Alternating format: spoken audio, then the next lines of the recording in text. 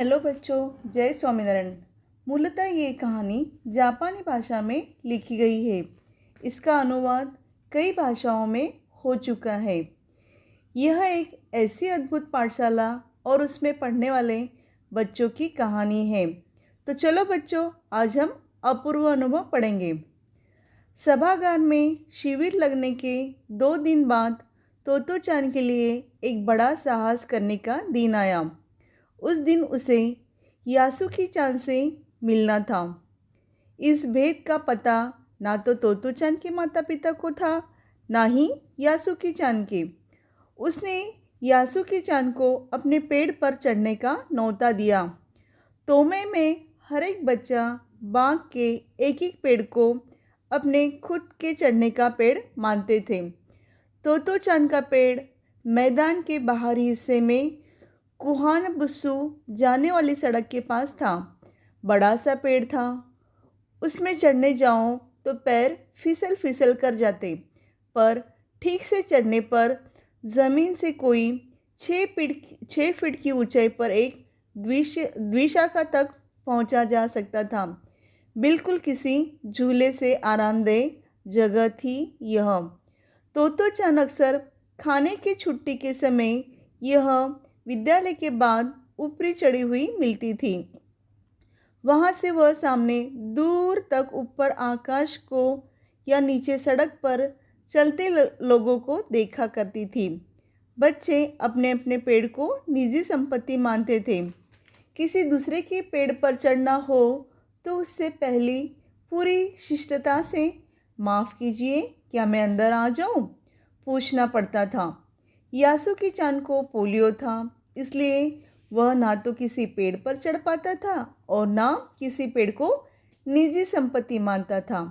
अतः तोतो चान ने उसे अपने पेड़ पर आमंत्रित किया था, पर यह बात उन्होंने किसी से नहीं कही, क्योंकि अगर बड़े सुनते तो ज़रूर डांटते।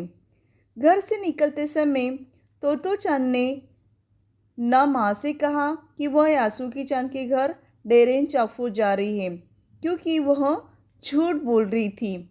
इसलिए उसने माँ की आंखों में नहीं झांका। वह अपनी नज़रें जूतों के फीतों पर ही गड़ाई रही। रॉकी उसके पीछे पीछे स्टेशन तक आया।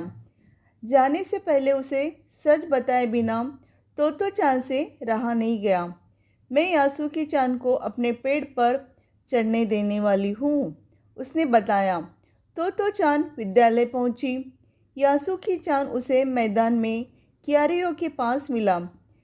गर्मियों की छुट्टियों के कारण सब सूना पड़ा था। यासुकी चान उससे केवल 1 ही वर्ष बड़ा था, पर तोतो चान को वह अपने से बहुत बड़ा लगता था। जैसे ही यासुकी चान ने तोतो चान को देखा तो वह पैर घसीटते हुए उसकी ओर बढ़ा। उसके हाथ अपनी चाल को स्थिर करने के लिए दोनों ओर फैले हुए थे। तोतो चान उत्तेजित थी। दोनों आज कुछ ऐसे करने वाले थे जिसका भेद किसी को पता नहीं था। तोतो चान उल्लास में ठिठिया कर हंसने लगी। यासुकी चान भी हंसने लगा। तोतो चान यासुकी चान को अपनी पेड़ की ओर ले गई और उसके बाद वह तुरंत चौकीदार के छप्पर की ओर भागी, जैसे उसने रात को तय कर लिया था। वहाँ से वह एक सीढ़ी घसीटती हुई लाई। उसे तने के सहारे ऐसे लगाया जैसे वह द्विशाखा तक पहुँच जाए। वह फुर्ती से ऊपर चढ़ी और सीढ़ी के किनारे को पकड़ लिया। उसने पुकारा, ठीक है, अभी ऊपर चढ़ने की कोशिश करो। यासुकी चान के हाथ पैर इतने कमज़ोर थे कि वह पहली सीढ़ी पर भी बिना सहारे के चढ़ नहीं पाया। इस पर तोतो चान नीचे उतर आई और यासुकी चान को पीछे से धकियाने लगी, पर तोतो चान थी छोटी और नाजुक सी। इससे अधिक सहायता क्या करती। यासुकी चान ने अपना पैर सीढ़ी पर से हटा लिया और हताश से अपना सिर झुका लिया। तोतो चान को ये पहली बार लगा कि काम उतना आसान नहीं है जितना वह सोच कर बैठी थी। अब वह क्या करे। यासुकी चान उसके पेड़ पर चढ़े। यह उसकी हार्दिक इच्छा थी। यासुकी चान ने भी उत्साह था। तो चान उसके सामने गई। उसका लटका चेहरा इतना उदास था कि तोतो चान को उसने हंसाने के लिए गाल फुला फुला कर तरह तरह के चेहरे बनाने पड़े। ठहरो, एक बात सूझी है। वह फिर चौकीदार के छप्पर की ओर दौड़ी और प्रत्येक चीज़ उलट पुलट कर देखने लगी। आखिर उसे एक तिपाही सीढ़ी मिल गई जिसे थामे रहना ज़रूरी नहीं था। वह तिपाही सीढ़ी घसीटते हुए ले आई। उसे अपनी शक्ति पर हैरान होने लगी। तिपाही की ऊपरी सीढ़ी द्विशाखा तक पहुंच रही थी। देखो, अब डरना मत, उसने बड़ी बहन की तरह आवाज़ में कहा। यह डगमगाई नहीं। यासुकी चान ने घबराकर तिपाही सीढ़ी और पसीने से तरबतर तोतो चान की ओर देखा। उसे भी काफ़ी पसीना आ रहा था। उसने पेड़ की ओर देखा और तब निश्चय के साथ पांव उठाकर पहली सीढ़ी पर पैर रखा। उन दोनों को यह बिल्कुल भी पता नहीं चला कि कितना समय यासुकी चान को ऊपर तक चढ़ाने में लगा। सूरज का ताप उन पर पड़ रहा था, पर दोनों का ध्यान यासुकी चान के ऊपर तक पहुंचने में लगा था। अपने हाथों से उसके पिछले हिस्से को भी स्थिर करती रही। यासुकी चान पूरी शक्ति के साथ झूंझ रहा था और आखिर वह ऊपर पहुंच गया। हुर्रे! पर उसे अचानक सारी मेहनत बेकार लगने लगी। तो चान तो सीढ़ी पर से छलांग लगाकर द्विशाखा पर पहुंच गई, पर यासुकी चान को सीढ़ी से पेड़ पर लाने की कोशिश बेकार गई। यासुकी चान सीढ़ी थामे तो चान की ओर ताकने लगा। तो चान की रुलाई छूटने को हुई। उसने चाहा था कि यासुकी चान को अपने पेड़ पर आमंत्रित कर तमाम नई नई चीज़ें दिखाए, पर वह रोई नहीं। उसे डर था कि उसके रोने पर यासुकी चान भी रो पड़ेगा। उसने यासुकी चान को पोलियो से पिचकी और अकड़ी उंगलियों वाला हाथ अपने हाथ में थाम लिया और बोली, तुम लेट जाओ, तुम्हें पेड़ पर खींचने की कोशिश करती हूँ। यासुकी चान को तो चान पर पूरा भरोसा था और वह खुद भी यासुकी चान के लिए भारी खतरा उठा रही थी।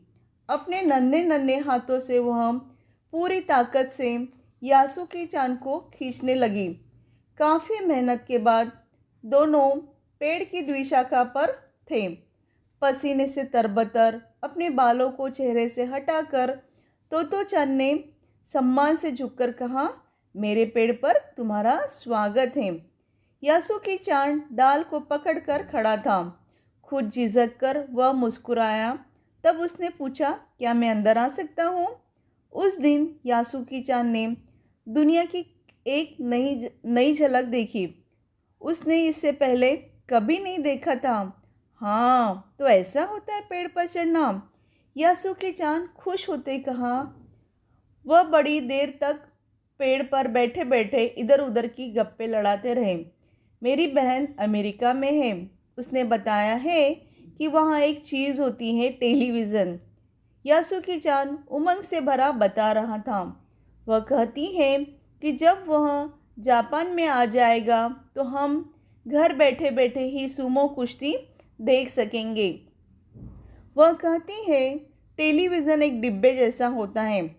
तो चान उस समय यह नहीं समझ पाई कि यासुकी चान को के लिए कहीं दूर तक चले नहीं जा सकता था। वह घर बैठे चीज़ों को देखने का क्या अर्थ होंगे। वह तो यही सोचती रही, सुमो पहलवान घर में रखे किसी डिब्बे में कैसे समा जाएगा। उनका आकार तो बड़ा होता है। पर बाद में उसे बड़ी लुभावनी लगी। उन दिनों टेलीविज़न के बारे में कोई नहीं जानता था। पहले पहले यासुकी चान ने ही तो चान को उसके बारे में बताया था। पेड़ मानो गीत गा रहे थे और दोनों बहुत बेहद खुश थे। यासुकी चान के लिए पेड़ पर चढ़ने का यह पहला और अंतिम मौका था। जय स्वामीनारायण।